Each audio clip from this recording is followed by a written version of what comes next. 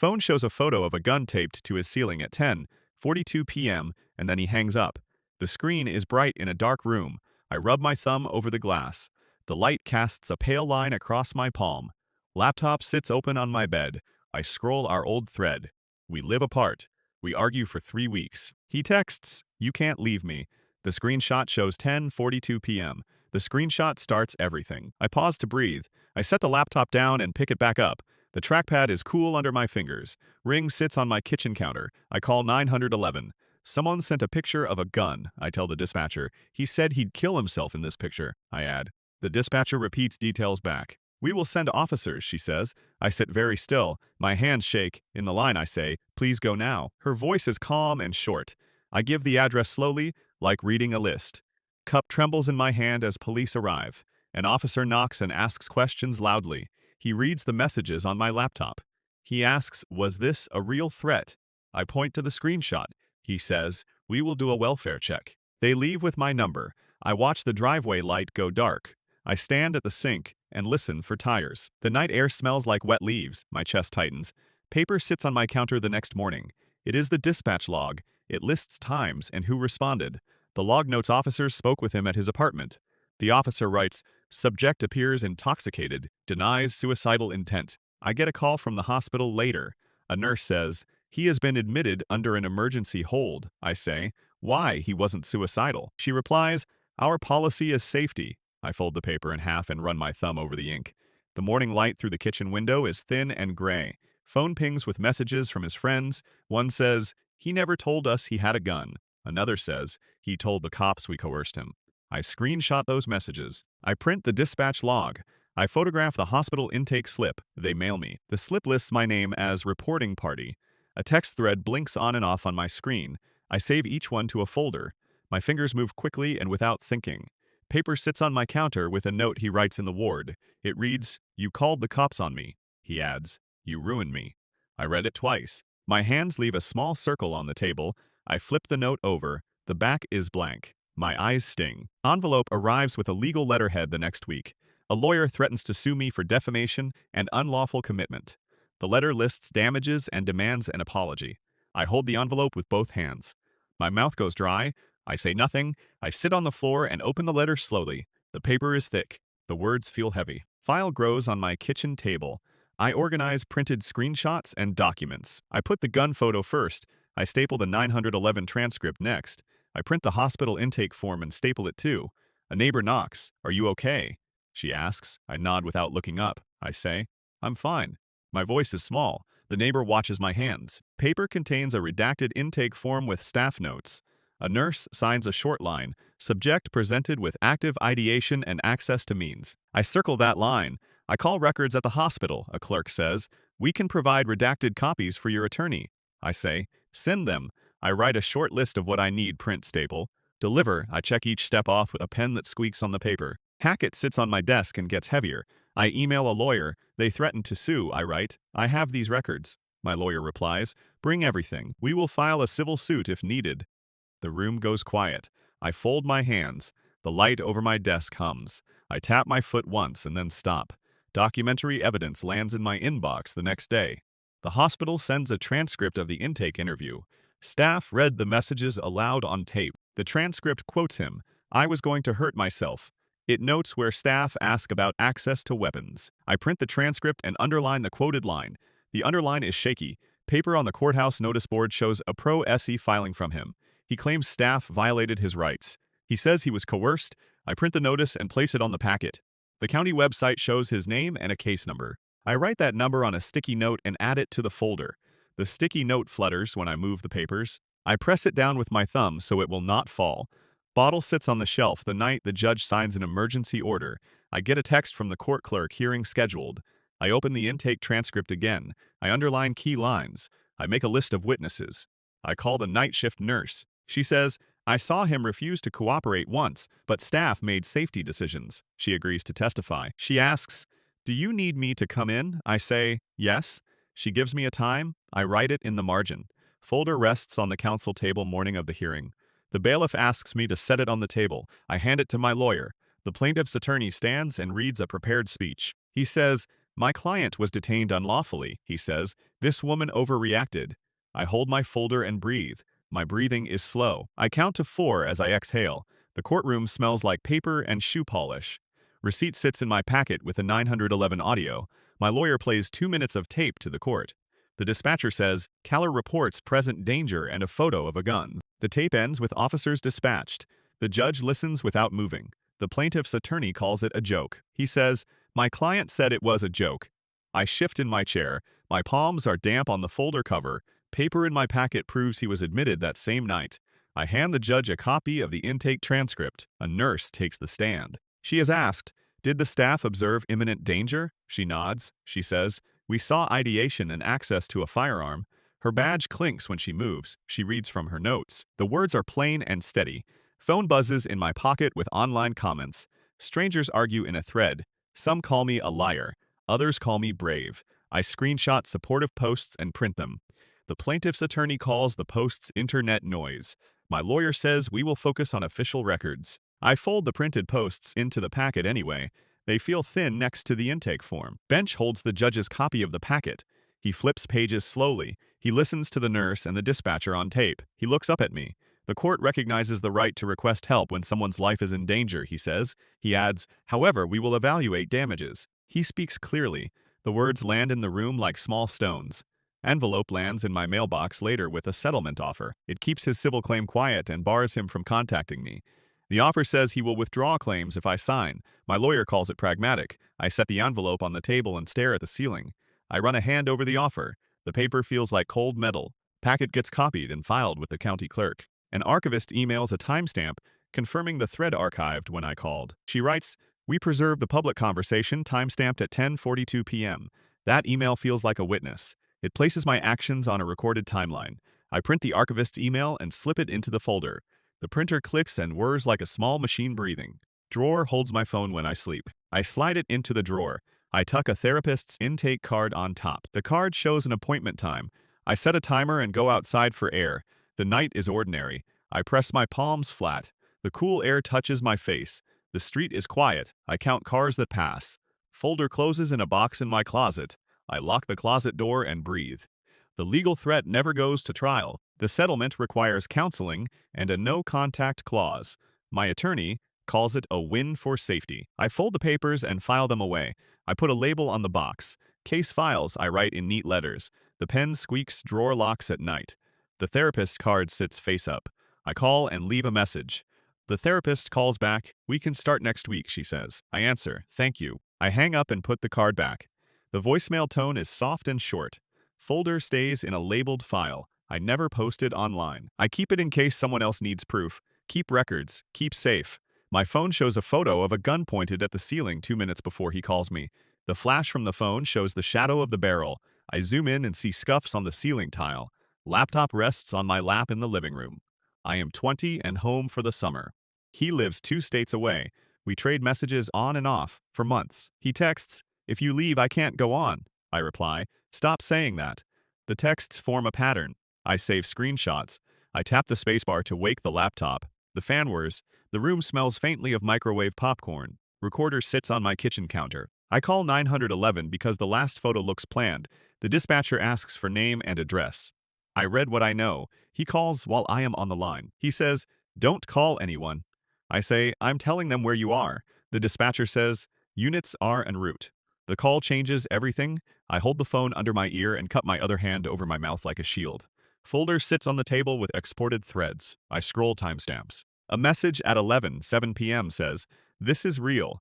A delivery location pins at 11:09 p.m. I screenshot and send them to my sister, she says. Call the police. She paces and listens. I read the thread aloud. The sound is flat. My sister asks, Are you safe? I say, Yes, I'm safe now, she says. Good. Folder also holds the hospital intake form. The clinician writes suicidal ideation and lists the gun photo. The form names me as the reporting party. A nurse notes, called sister for collateral. A night nurse asks questions at 3 a.m. She asks, Were you afraid? I nod and tap the table. She writes one line. I touch the printed form where my name is written. The paper makes a soft brush sound. Cup knocks over when I move my hand. I am in the waiting area. He sits across the room inside the psychiatric ward. He looks thinner. He talks on the phone, he says. They had no right. A lawyer replies, we will file suit. A staff member sees my screenshots on my phone, she says. Those timestamps help. She tapes a printed copy to the chart. The tape pulls and the paper sticks with a small tearing sound. Envelope arrives in my mailbox 2 weeks later. The letterhead reads, Notice of Intent to File. It claims defamation and wrongful detention. My mother reads it aloud. She says, they say you coerced him into admission. I make copies of everything. I include a billing statement that shows my call at 11:12 p.m. I write notes for a lawyer. I place one copy in an envelope and mail it to my lawyer. The stamp is small and blue. Packet sits on my lawyer's desk. He taps the table and says, you need structure, I say. I have texts, the call, the intake sheet. He says, we add witnesses. We add the nurse's name and the night shift log entry. We include the 911 audio from my phone. The packet turns chaos into sequence. We list steps to prepare. Print copies. Get affidavits. File with court. I mark dates on my calendar. Packet grows with an archivist's timestamp and the forum export. The archivist emails a certified timestamp. She writes, we archive the thread at 11:20 p.m. that night. The moderator exports the conversation history. I include the gun photo and metadata. I save the exported file to a USB. The light on the drive blinks as it writes.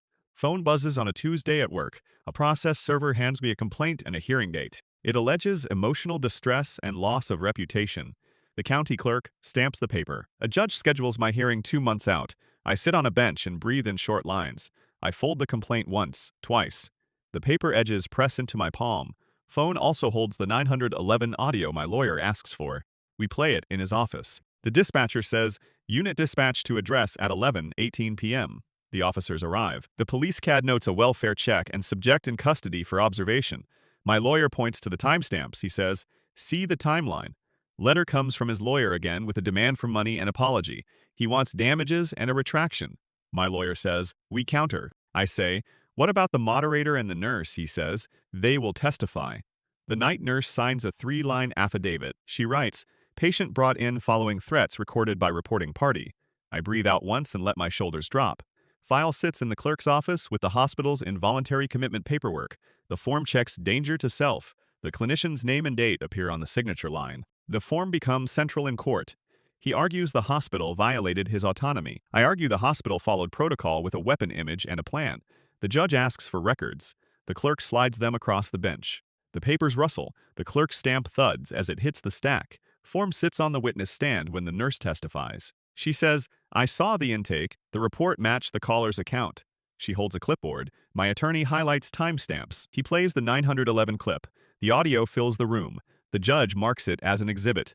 I watch the nurse's lips move. Her voice is plain and steady. Form also includes the archivist's certificate. She explains the archive process in 2 sentences. She says, we preserve threads with verified timestamps. She says, we export metadata to a secure server. The judge reads the timeline. The defense calls it arguments, not threats. My attorney shows the gun photo on exhibit. He says, a weapon image is not an argument.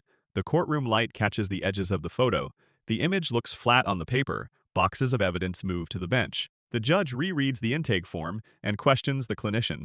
The clinician recites legal thresholds. The exchange is fast and technical. The judge studies the police report. The officer notes subject reported applying for voluntary help, however, risk indicators present. The judge marks the report pivotal. My hands rest on the folder. I feel the small buzz of my phone in my pocket, but I do not check it. Folder returns to my hands after the hearing. The judge issues a tentative ruling. He finds institutional decisions reasonable based on evidence. He denies damages and suggests a procedural review. Defense counsel says, we will appeal. I slide the folder into my bag. I close my eyes for a moment. I let the week wash over me like a tired tide. Notebook holds the counterclaim my lawyer drafts. It asks for a declaratory judgment and policy changes. It names the nurse and archivist as witnesses. My lawyer files it with care. He says, this is record, not revenge. I say, it is about protecting people. He underlines that phrase and files it. The clerk calls to confirm receipt. I write the filing date on my calendar. Notebook also holds a printed apology from the hospital's patient relations office. It recognizes stress and promises an intake review. They offer a small settlement for administrative burden. My attorney says, this is not about money, I say. It is about process. He files the apology with the case. The apology is folded and put into the packet like a fragile thing. Envelope sits in my drawer weeks later. I lock it and slide my phone inside. I add the therapist's intake card. I close the drawer. The packet is complete and quiet. I breathe in and out 4 times before I turn off the lamp. Drawer opens for a therapy session. The therapist asks short questions. I answer with dates and facts. She writes notes about boundaries and safety plans. She takes the screenshot and the intake form. She says, "We will use this in safety planning." I hand them over. Her pen moves fast. She says, "We will set small goals." Drawer closes. The box moves to a closet shelf labeled records.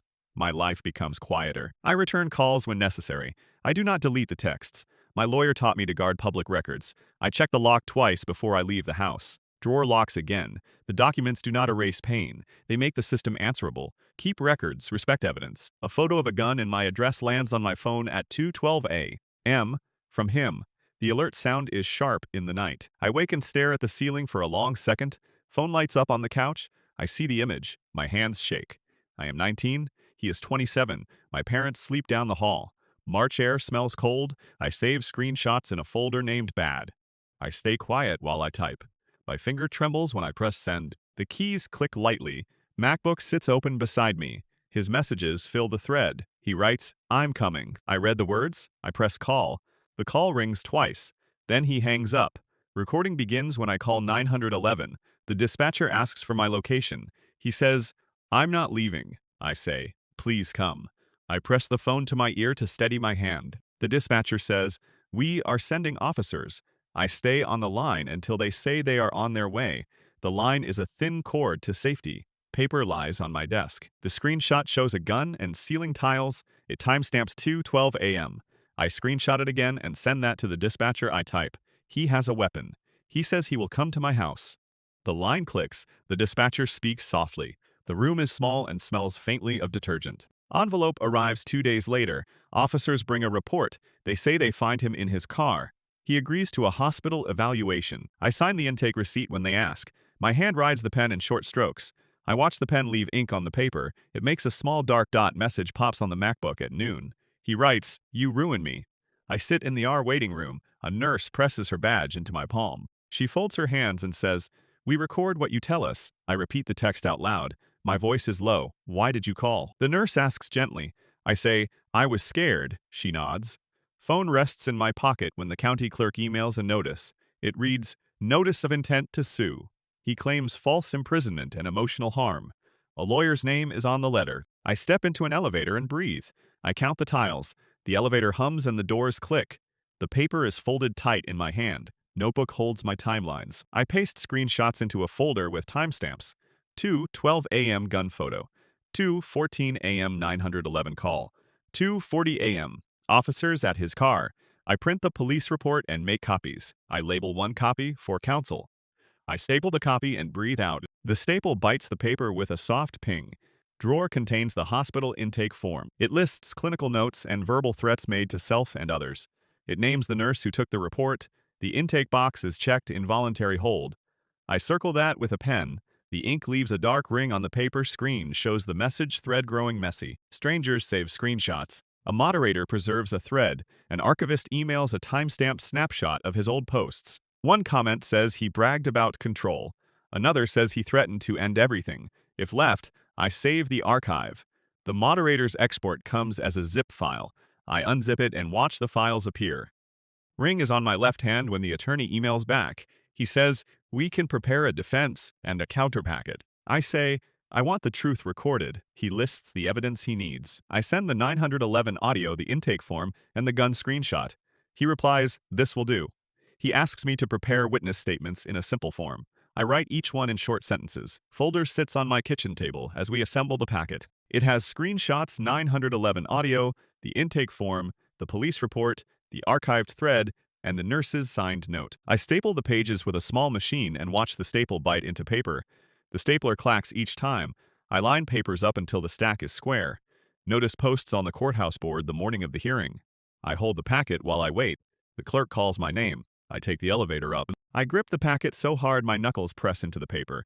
The courtroom door is heavy. It makes a deep sound when it closes. Envelope opens in the courtroom. The judge looks over thin-rimmed glasses. My attorney slides the packet across the table. Your Honor, he says, we offer these documents. The judge taps the intake form. He asks for the chronology. I breathe out slowly and answer when called. Recording plays when the clerk hits the audio button. The 911 call fills the room. The judge asks, was this call initiated by the plaintiff? I stand. I hold my printed copy up and say, I called. He sent the photo first. My voice is steady. Each word comes out plain. Document lies on the table while the judge reads the nurse's note aloud. He says, verbal threats. He looks at the screenshot and the archived thread. He says, there is a pattern. A light hum from the record player in the clerk's booth makes a soft background noise. Envelope of the plaintiff's attorney sits closed across from me. He brings up photos with a different angle. He argues the hospital overreached. He says, you caused him damage. My lawyer slides a copy of the archive thread across the table. He points to timestamps. He asks the judge to look at the server log. The log shows the time and source. Screen shows my lawyer's list. March 10th, 2:12 a.m. photo sent. March 10th, 2:14 a.m. 911 call. March 10th, 2:40 a.m. Officers on scene, he says. The chronology is consistent. He taps each date as he speaks. The dates line up like beads. Folder goes to the clerk for registration. After the hearing, the judge sets a preliminary ruling and orders a hospital review. He asks both sides to consider mediation. The plaintiff's lawyer slams a pen and warns they will appeal. The pen clatter is loud in the quiet room. Archivist emails an authenticated copy of the thread history with server stamps. He signs a form that certifies the archive. The hospital compliance officer requests their records and asks how intake was coded. The nurse repeats what she wrote and signs again. She says, I followed policy. I read the nurse's signature and traced the curve with a fingertip. Screen flashes when mediation begins. The plaintiff speaks in a low voice and says, I felt trapped. My lawyer asks for specifics and points to the packet. The plaintiff hesitates and says, someone else took that photo. I didn't send it. My attorney pulls up screenshot metadata. The file originates from his account. The mediator nods and writes a note. Witness sits at the edge of the room. The nurse testifies. She says, I remember the time, I remember the file. She signs and gives formal testimony. The mediator stamps a recommendation for limited discovery and a hospital process review. Both sides sign. I sign where I am told. The pen glides and stops. Folder rests in my hand when I go to a therapy intake. The therapist thumbs through the packet and asks, how do you want to move forward? I touch the papers and say, I want to sleep without checking for a message. She writes a small safety plan on a sticky note. Drawer holds the phone after that. I lock it inside and place the therapist's card on top. The sound of the lock is small and final. I return once to take the card and book another appointment. The lock clicks twice. I breathe and feel a little less sharp. Report sits on the drawer 2 months later. A redacted police report notes officers acted on a credible threat. It records the nurse's signed intake and lists evidence reviewed. The archivist confirms timestamps and files an exhibit with the court. The report is stamped and dated. The stamp is read. Packet goes to the county records office. The judge issues a memo asking hospitals to examine how reports are logged. The hospital updates guidance on involuntary holds. The nurse gets a commendation for thorough notes. I receive a short email thanking me for my cooperation. It is brief and formal. Notice returns to the public site. The plaintiff withdraws the suit. His lawyer emails a short note that says they withdraw. The county posts the withdrawal. People repost it online. I open the post and let the word settle. Folder sits on my shelf in my lawyer's office. He staples a copy for me and hands it over. He says, keep this. I put the USB in a lockbox and close it. I put the key in a small dish by the lamp. I turn the dish over once to make sure the key is still warm from my hand. Drawer opens once when my mother moves my things. She finds the box and asks questions. I tell her the basic facts. She folds the therapist's card and tucks it into her purse. She leaves the lockbox closed. She squeezes my hand then and says, you did the right thing. Packet remains as a public record that prompts a review. The hospital updates intake practice. Clinicians in a small group use the packet as a cautionary note. The nurse tells me, glad the record helped. I do not reply. I nod and sip tea. The cup is warm and steady. Recording plays in my head sometimes. I breathe. I sleep without checking my phone. I wake and leave the lockbox closed. I keep the routine. The drawer stays locked. Records change how people act.